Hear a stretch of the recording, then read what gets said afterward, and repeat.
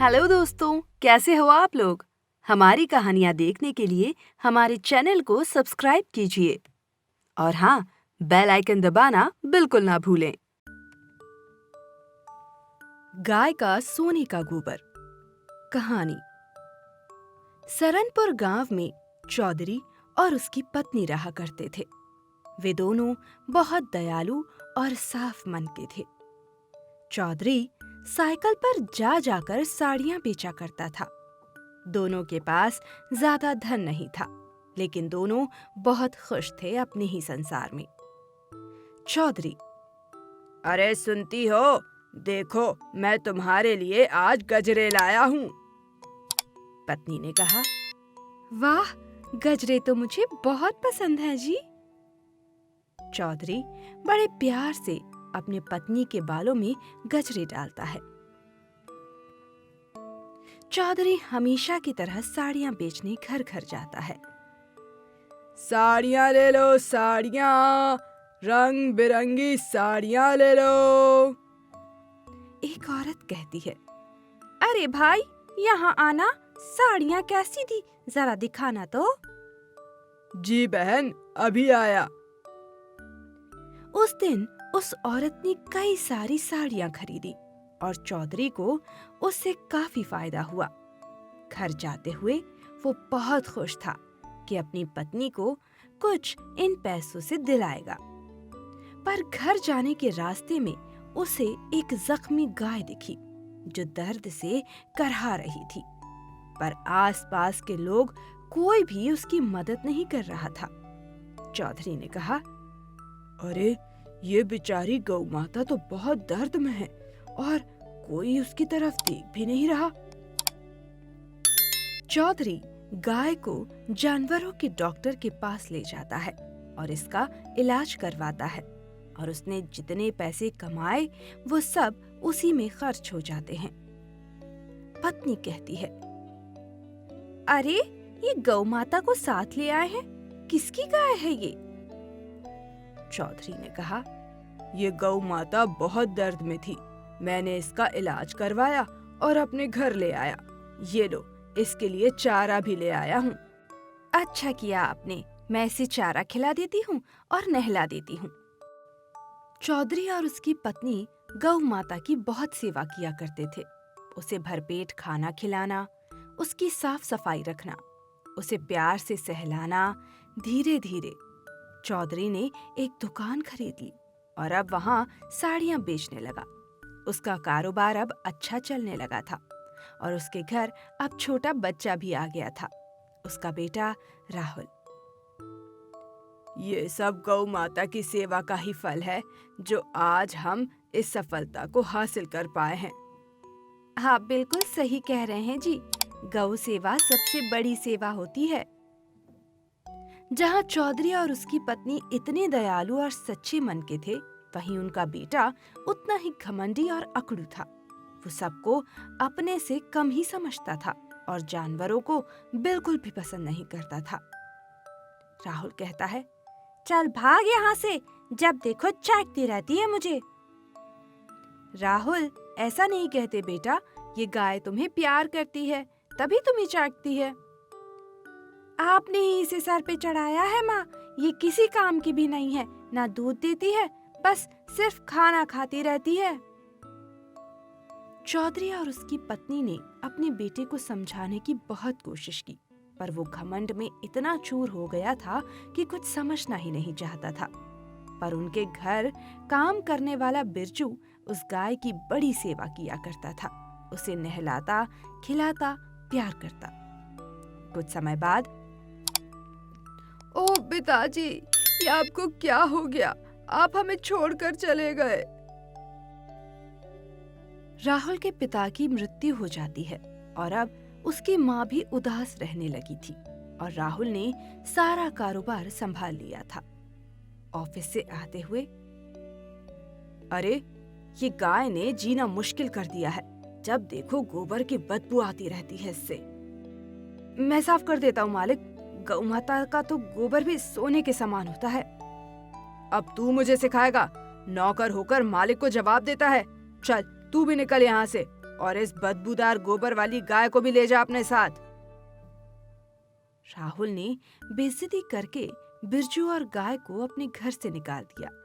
बिरजू ने गाय को अपनी छोटी सी झोपड़ी के बाहर बांध दिया।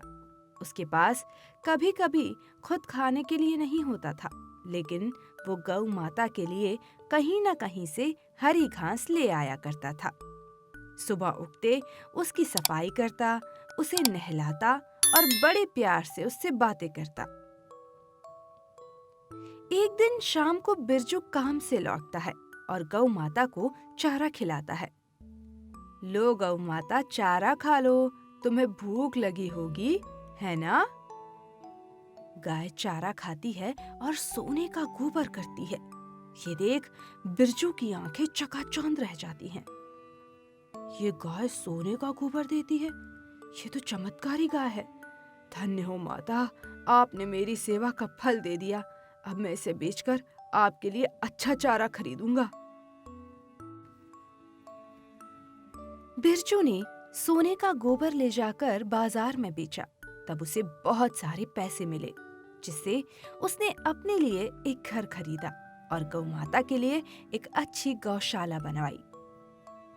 बिरजू ने पैसा आने के बाद भी गौ माता की सेवा करना और उसका ख्याल रखना कभी नहीं छोड़ा। वो आज भी उसे हाथ से खाना खिलाता, गाय की सफाई करता और उसे प्यार से रखता, और गाय भी उससे खुश होकर रोज सोने का गोबर दिया करती। राहुल अपने कर्मचारी से, ये क्या, हमारी साड़ियां बिक क्यों नहीं रही? नुकसान पर नुकसान हो रहा है। मालिक, मार्केट में बिरजू नाम के व्यापारी ने एक नया शोरूम खोला है, सब वहीं जा रहे हैं। बिरजू? इस नौकर के पास इतने पैसे कहां से आ गए? पता लगाना पड़ेगा। राहुल ने चुपके से बिरजू का पीछा किया और उसे पता चल गया कि उसने जिस गाय को घर से निकाल दिया था वो सोने का गोबर देती है। ये गाय तो मैं वापस लेकर ही रहूंगा। राहुल दूसरे दिन बिरजू के घर पहुंचने के पहले उसके घर पहुंच गया और गाय को खूब सारा चारा खिलाने लगा, पर गाय ने ना तो चारा खाया और ना ही गोबर किया। अच्छा, तो गाय भी ऐसे नहीं मानेगी, पर मैं भी हार नहीं मानने वाला। राहुल ने बिरजू की कंप्लेंट पुलिस में कर दी कि बिरजू ने उसकी गाय चुराई है। पुलिस, तुमने इसकी गाय क्यों चुरा ली? नहीं इंस्पेक्टर साहब, मैंने ये गाय नहीं चुराई है। इन्होंने खुद मुझे और इस बेचारी गाय को घर से निकाल दिया है। तब से मैं ही इसकी देखभाल कर रहा हूँ। ये गाय तो मेरे परिवार जैसी है। बड़ा आया परिवार जैसी कहने वाला। ये गाय सोने का गोबर देती है, तभी तो इसने चुराया है इसे मेरे घर से। मुझे तो तब पता भी नहीं था कि ये गाय सोने का गोबर देगी। आप चाहे तो मेरे सारे पैसे ले लीजिए, पर मेरी गौ माता को मुझसे अलग मत कीजिए। हम एक काम करते हैं, गाय को यहाँ लाते हैं और वो जिसके पास चारा खाने जाएगी उसी के पास वो रहेगी। राहुल ने गाय को रिझाने के लिए अलग अलग तरह के फल, हरी हरी घास और बहुत सारा चारा इकट्ठा कर लिया, और वहीं बिरजू हमेशा की तरह जो घास लाता वही लाया था। राहुल कहता है, आजा मेरी गाय, तुम तो मेरे पिताजी के पास रहती थी ना, आ जाओ, मैं तुम्हारे लिए कितना कुछ लाया हूँ, देखो। बिरजू ने कहा, गौ माता, तुम भूखी होगी ना कल से, क्योंकि मुझे यहाँ पुलिस पकड़ लाई थी। आओ खाना खा लो माता। गाय दोनों की तरफ देखती है और सिर हिलाते हुए बिरजू के पास चली जाती है। पुलिस इंस्पेक्टर कहते हैं, इससे साफ साफ पता चलता है कि गाय का ख्याल बिरजू ने बहुत अच्छे से रखा है। गाय बिरजू के पास ही रहेगी।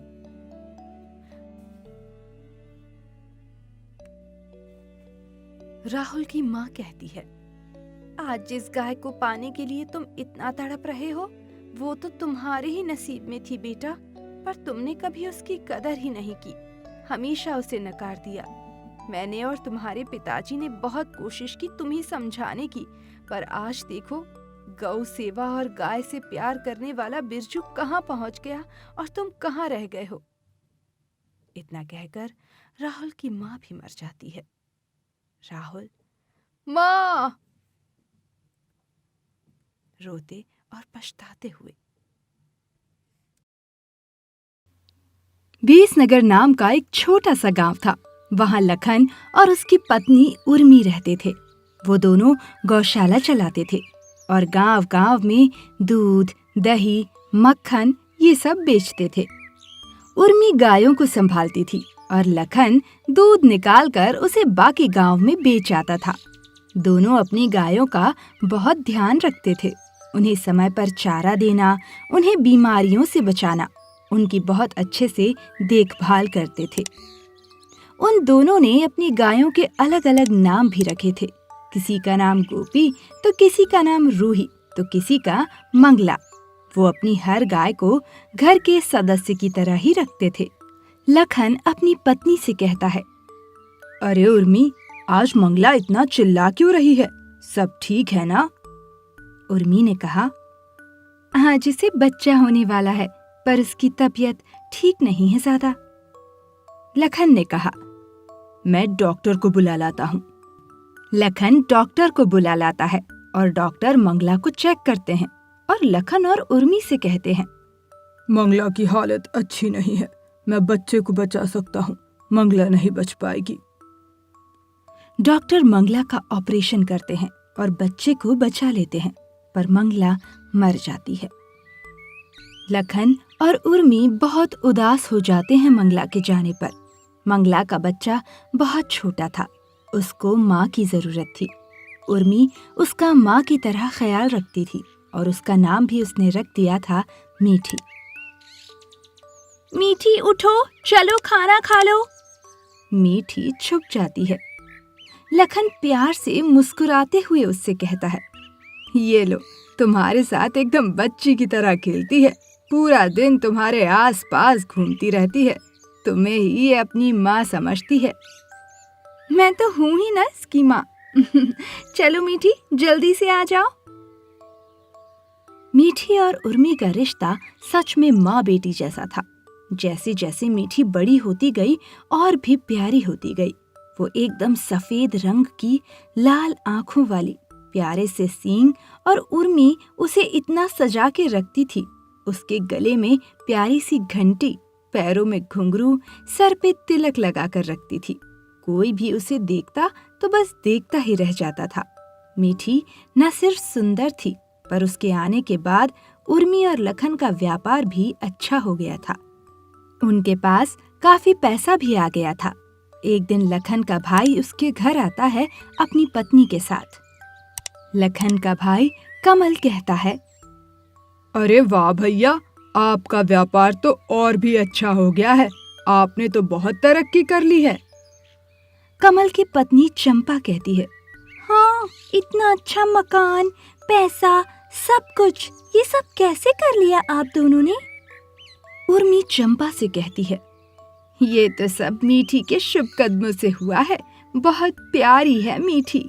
मेरी मीठी के आने के बाद सब कुछ अच्छा होता चला गया। अरे वाह भाभी, ये तो बहुत अच्छी बात है। हमारा तो कारोबार ही ठप हो गया है, क्या बताएं आपको। हाँ भैया, अगर आपके पास कुछ काम हो तो बताइएगा। अरे हमारा कारोबार तो वैसे ही इतना फैलता जा रहा है, तुम दोनों भी हमारे साथ ही काम कर लो। चंपा और कमल दोनों लखन और उर्मी के साथ ही गौशाला में काम करने लगे, पर वो गायों का उतना ख्याल नहीं रखते थे जितना कि लखन और उर्मी रखते थे। सिर्फ अपने भैया और भाभी को दिखाने के लिए वो थोड़ा बहुत काम कर लेते थे। उनका मकसद तो सिर्फ लखन और उर्मी के पैसों को पाना था। एक दिन अचानक उर्मी और लखन को दूसरे गांव जाना पड़ा। उर्मी चंपा से कहती है, चंपा, मेरी माँ की तबीयत बहुत खराब है। तुम और कमल यहाँ रहकर गायों का ख्याल रखना और मीठी का खास ध्यान रखना। वो गर्भवती है, हमें पता नहीं कितने दिन लग जाएं। दोनों को काम सौंप कर वो चले जाते हैं। चंपा अपने पति से कहती है, अरे वाह, अब आया है कुछ मौका कमाने का, अब मजा आएगा। चंपा और कमल गायों का बिल्कुल ध्यान नहीं रख रहे थे। उनका चारा भी उन्होंने बेच दिया और उन्हें खाना भी नहीं देते थे। मीठी गर्भवती थी, इसीलिए उसे ज्यादा भूख लगती और वो चिल्लाती थी। चंपा उसकी आवाज सुनकर चिढ़ती और उसे डंडे से मारती।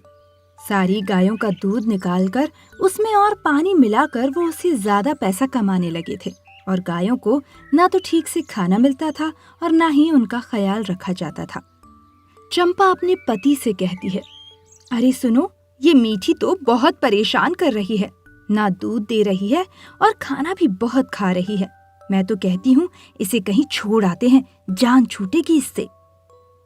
कमल कहता है, हाँ, और भैया और भाभी से कहेंगे कि मीठी भाग गई।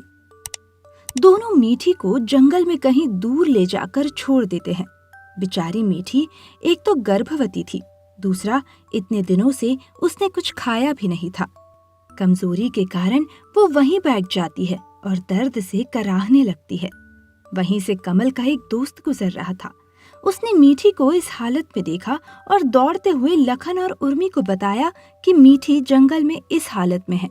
लखन और उर्मी मीठी के पास आते हैं और तब तक डॉक्टर भी वहां आ जाते हैं। ये मीठी की क्या हालत हो गई? किसने किया ये सब? हम मीठी और बाकी गायों को कमल और चंपा के भरोसे छोड़कर आए थे। मैं उन दोनों को छोड़ूंगा नहीं। डॉक्टर मीठी को चेक करते हैं और उसे इंजेक्शन लगाते हैं।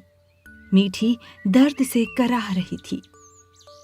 इसने बहुत दिनों से कुछ खाया नहीं है और इसकी पीठ पर काफी चोट लगी है। किसी ने बहुत मारा है इसे, इसीलिए इसकी ये हालत हो गई है।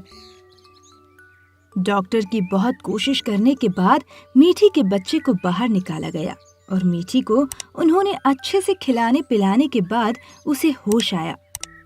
उसने जैसे ही उर्मी और लखन को देखा, वो उर्मी से लिपट गई और रोने लगी। लखन अपने साथ पुलिस को ले आता है और उन दोनों को गिरफ्तार करवाता है। ले जाइए इंस्पेक्टर साहब इनको। ये दोनों जानवरों पर अत्याचार करते हैं और पानी वाला दूध भी बेचते हैं। डाल दीजिए इन्हें जेल में। उर्मी चंपा से कहती है, एक औरत होकर गर्भवती गाय को इतना सताते हुए तुम्हें शर्म नहीं आई?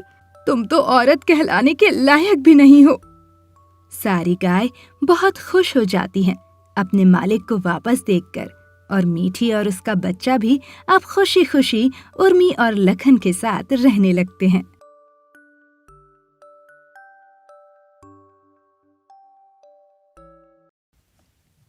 प्रेग्नेंट काऊ।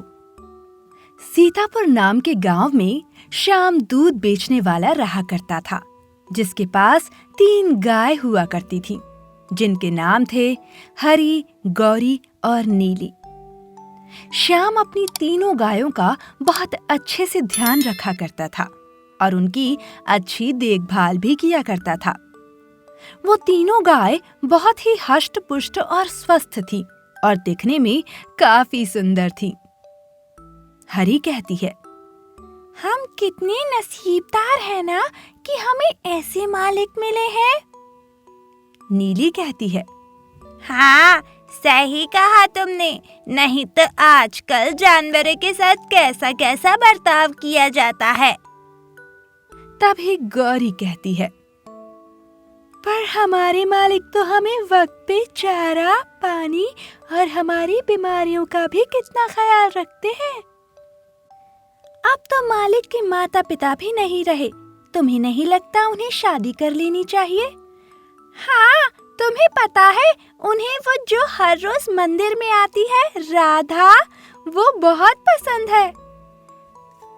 हाँ, पर कभी कुछ कह नहीं पाते। क्यों ना हम ही उनके लिए कुछ करें?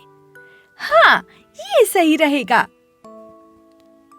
आज श्याम तीनों गायों को मंदिर की पास वाली जमीन पर चारा खिलाने ले जाता है। तभी वह राधा आ जाती है और बस दोनों एक दूसरे को देखकर मुस्कुरा रहे थे। तभी हरी और नीली ने गौरी को इशारा किया। गौरी श्याम का हाथ पकड़कर राधा के पास ले आई।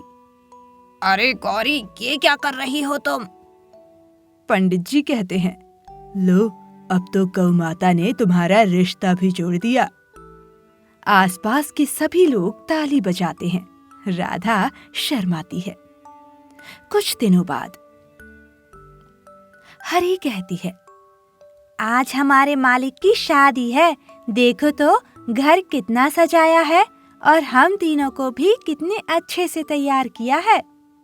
तभी नीली कहती है, हाँ, अब मालिक को सब अकेले नहीं करना पड़ेगा। और गौरी कहती है, हाँ, देखो मालिक हमारी नई मालकिन को लेकर यहीं आ रहे हैं। और श्याम कहता है, राधा, ये तीनों ही मेरा परिवार है और आज से हम दोनों का। मुझे उम्मीद है कि तुम इनका उतना ही ख्याल रखोगी। राधा कहती है, इन तीनों की वजह से ही तो हम दोनों मिल पाए हैं। अब हम सब एक परिवार हैं जी। तीनों गायों ने खुशी से सिर हिलाया। राधा भी श्याम की तरह हरी, नीली और गौरी का बहुत ध्यान रखा करती थी और वो तीनों गायों को भी राधा से बहुत लगाव हो गया था। राधा कहती है, हरी, चलो अच्छे से खाना खाओ, अब तुम माँ बनने वाली हो, तुम्हें अपना और अपने बच्चे का और भी ज्यादा ध्यान रखना चाहिए। तभी नीली कहती है, हाँ, मालकिन बिल्कुल सही कह रही है हरी। और गौरी कहती है, हाँ, अब हमें भी हरी का बहुत ध्यान रखना चाहिए। हरी के बच्चे के आने की खुशी सबको थी, पर एक दिन राधा की तबीयत बहुत ज्यादा खराब हो गई। श्याम जल्दी से जाकर डॉक्टर को बुला लाया। हरी कहती है, पता नहीं मालकिन को क्या हो गया है, वो बिस्तर से भी नहीं उठ पा रही। और नीली कहती है, मालिक डॉक्टर को ले आए हैं, आप देखते हैं डॉक्टर क्या कहते हैं। और गौरी कहती है, भगवान करे मालकिन जल्दी से ठीक हो जाए। डॉक्टर घर से बाहर निकलते हैं। श्याम कहता है, क्या हुआ डॉक्टर साहब, राधा ठीक तो हो जाएगी ना? डॉक्टर कहते हैं, श्याम, राधा के इलाज में बहुत खर्चा आ सकता है। इस बीमारी की दवाइयाँ मुझे बाहर से मंगवानी पड़ेगी।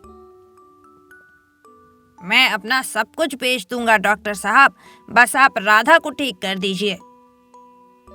तुम पैसों का इंतजाम करो, तब तक राधा का अच्छे से ख्याल रखना। और डॉक्टर वहाँ से चले जाते हैं। अब मैं इतने सारे पैसे कहाँ से लाऊंगा? ये सब बातें तीनों गाय दूर से सुन लेती हैं। हरी कहती है, हमारे मालिक कितने परेशान हैं मालकिन की तबीयत को लेकर। हाँ, काश हम उनके लिए कुछ कर पाते।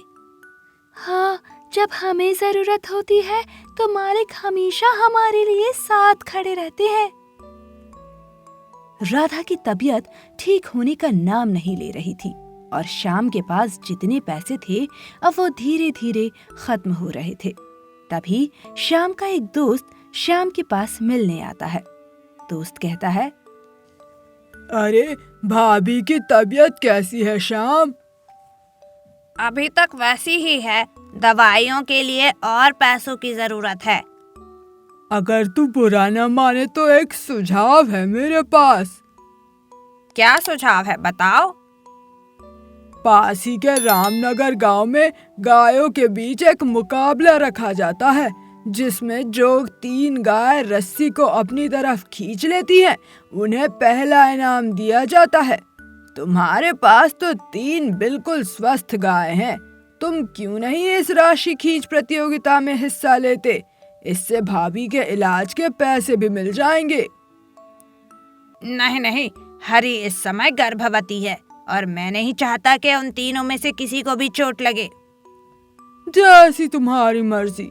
चलो ठीक है, मैं चलता हूँ। श्याम और उसके दोस्त की सारी बातें हरी, नीली और गौरी सुन लेते हैं। हरी कहती है, हमें इस प्रतियोगिता में हिस्सा लेना ही होगा। नीली कहती है, पर तुम कैसे ये कर पाओगी, तुम तो गर्भवती हो हरी। हाँ, इस प्रतियोगिता में अगर तुम्हें कुछ हो गया तो? हरी कहती है, हो भी गया तो कोई बात नहीं, मालिक के लिए इतना तो कर ही सकते हैं, पर हमें मालिक को बिना बताए कल वहाँ जाना होगा। हरी, नीली और गौरी तीनों सुबह शाम को बिना कुछ बताए प्रतियोगिता में चली जाती हैं। वहाँ कई सारी हष्ट-पुष्ट गायें आई हुई थीं। गौरी कहती है, तुम ये कर पाओगी हरी? हमारा मुकाबला उन तीनों बड़ी गायों से होने वाला है। मैं बिल्कुल तैयार हूँ। आज वक्त आ गया है कि हमें मालिक का कर्ज उतारना है। हम तुम्हारे साथ हैं हरी, चलो मुकाबला शुरू करते हैं। हरी, नीली और गौरी का मुकाबला सामने 3 सबसे बड़ी गायों से था। दोनों के बीच मुकाबला शुरू होता है। हरी, नीली और गौरी अपनी पूरी ताकत से रस्सी को खींचना शुरू करती हैं। इन तीनों को यहाँ देखकर श्याम का दोस्त श्याम को जल्दी से बुला लाता है। श्याम कहता है, ये क्या कर रही हो तुम लोग? वापस आ जाओ। हरी, तुम्हें चोट लग सकती है। पर वो श्याम की एक नहीं सुनती और अपनी पूरी जान लगाकर प्रतियोगिता जीत जाती हैं। पर हरी थककर जमीन पर गिर जाती है। श्याम रोते हुए कहता है, क्यों किया तुमने ये सब हरी? तुम्हारी हालत तो देखो। मुझे खुशी है कि मैंने आपके लिए कुछ किया मालिक। अब मेरे जाने का समय आ गया है। मालकिन से कहिएगा वो मेरे बच्चे का भी बहुत अच्छे से ध्यान रखे। और नीली और गौरी, तुम दोनों भी हमेशा मेरे बच्चे के साथ रहना। हरी एक बच्चे को जन्म देकर मर जाती है और मिले हुए रुपयों से राधा भी ठीक हो जाती है। राधा, नीली और गौरी हरी के बच्चे का बहुत ध्यान रखती हैं, पर आज उन्हें हरी की उतनी ही याद आती है। राधा कहती है, कहते हैं जानवरों में समझ नहीं होती। ये बिल्कुल गलत है। जानवर इंसान से ज्यादा भावुक होते हैं। उन्हें थोड़ा सा प्यार दिया जाए तो वे अपना सब कुछ आप पर लुटा देते हैं। आज हरी की वजह से मैं जिंदा हूँ, स्वस्थ हूँ। मैं उसका एहसान कभी नहीं भूलूंगी।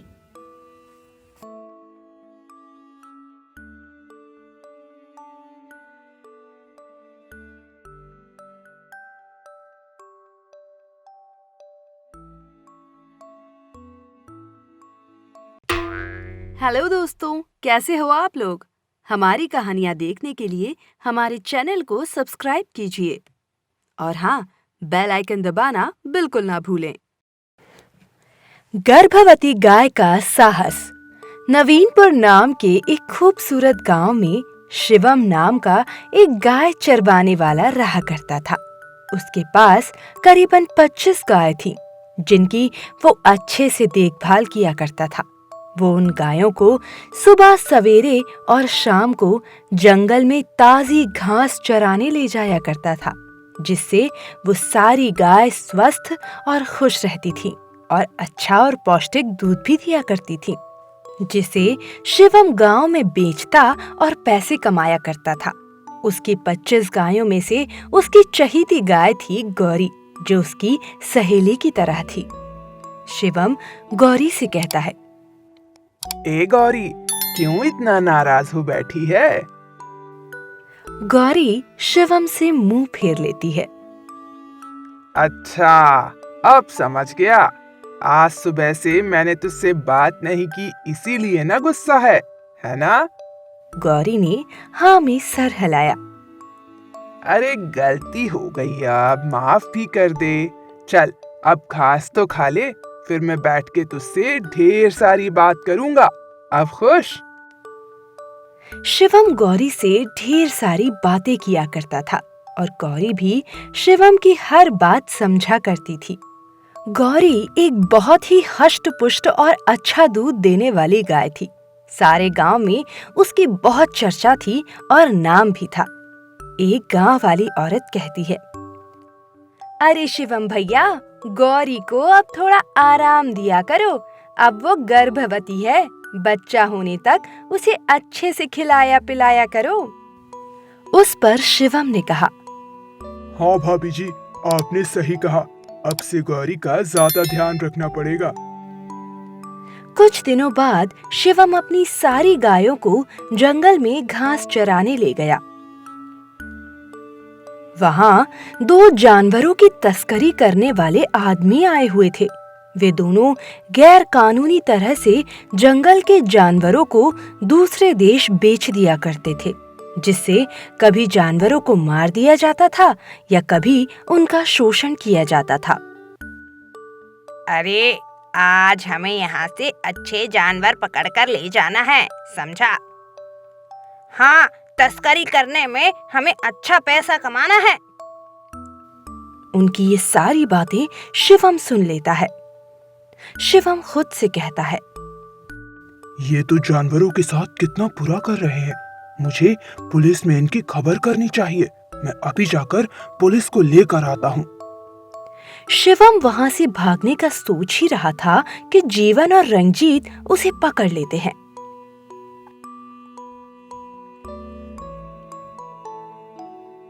क्यों, तुझे क्या लगा कि हमें फंसाएगा?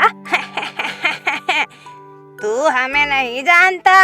अब तू देख, हम तेरे साथ और तेरी गायों के साथ क्या करते हैं। हमें जेल में डालने चला था। रंजीत और जीवन शिवम और उसकी सभी गायों को पकड़ लेते हैं और एक पानी के जहाज में उन्हें दूसरी जगह ले जाने लगते हैं। इस लड़के को पानी में आगे फेंक देंगे, इसकी गायों को शहर ले जाकर बेच देंगे, अच्छे पैसे मिल जाएंगे। और वैसे भी इसकी गाय तो बहुत हष्ट पुष्ट है। गौरी ये सब सुन रही थी और शिवम को उन लोगों ने बांध रखा था। वो उसे छुड़ाना चाहती थी। गौरी, तुम यहाँ क्यों आई हो? ये लोग तुम्हें नुकसान पहुँचाएंगे। जाओ यहाँ से, तुम गर्भवती हो। तुम्हें अपने बच्चे का ख्याल रखना चाहिए। गौरी शिवम के हाथों पर बंधी रस्सी को अपने मुंह से खोलने की कोशिश करती है। तभी वहाँ रंजीत आ जाता है। क्यों री गाय, तुझे हमारा डर नहीं? यहाँ अपने मालिक की मदद कर रही है। रुक, तुझे अभी सबक सिखाता हूँ। जीवन, मेरा डंडा लेकर आओ। ये लो, मारो इसको, तो फायर कभी हिम्मत नहीं करेगी अपने मालिक के पास आने की। रंजीत और जीवन गौरी को डंडे से खूब मारते हैं। मत मारो उसे, वो गर्भवती है। कुछ तो रहम खाओ। कैसे निर्दयी इंसान हो तुम दोनों। शिवम के लाख मना करने पर भी वो दोनों गौरी को खूब पीटते हैं और एक रस्सी से बांध देते हैं। गौरी इसके बाद भी हार नहीं मानती। वो अपनी भाषा में गायों से कहती है, हम सब चाहें तो यहाँ से निकल सकते हैं, बस हमें थोड़ी हिम्मत दिखानी होगी। एक गाय कहती है, पर हम कर क्या सकते हैं गौरी? तुमने देखा नहीं उन्होंने तुम्हारी क्या हालत की। अगर हम सब साथ मिलकर उनका सामना करें तो शिवम और अपने बच्चों की भी इन राक्षसों से रक्षा कर सकते हैं। मैं तुम्हें एक तरकीब बताती हूँ, उससे हम इनका मुकाबला कर सकेंगे। गौरी सबको तरकीब बताती है। गौरी कहती है, सबसे पहले मेरी रस्सी खोलो, जल्दी। गौरी सबसे पहले चुपके से जाकर देखती है कि वो दोनों क्या कर रहे हैं। उस वक्त जीवन और रंजीत आराम से सो रहे थे। गौरी जाकर शिवम के हाथ खोल देती है। इस पर शिवम कहता है, शाबाश गौरी, मैं जाकर जहाज को किनारे पर लगा देता हूँ। गौरी अपनी साथी गायों को बुलाती है और रंजीत और जीवन को सोते हुए ही रस्सी से बांध देती है। रंजीत कहता है, अरे ये तुमने क्या किया? खोलो हमें। गौरी कहती है, सब लोग सींग मारो, इन लोगों को पता चलेगा कि जानवरों को मारना क्या होता है।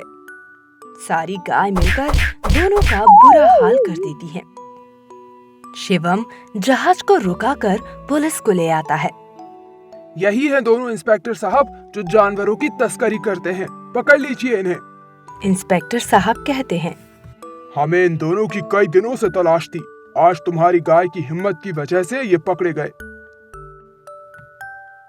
उस पर एक गाय गौरी से कहती है, गौरी, आज तुम्हारी वजह से हम सब बच पाए।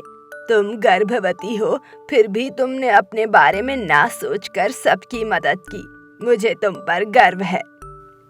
गांव में शिवम और गौरी का बहुत सम्मान किया जाता है और गौरी एक सुंदर बच्चे को जन्म भी देती है। वीडियो पसंद आया हो तो वीडियो को एक छोटा सा लाइक कर चैनल को सब्सक्राइब करना ना भूलें और साथ ही बेल आइकन भी दबा लें।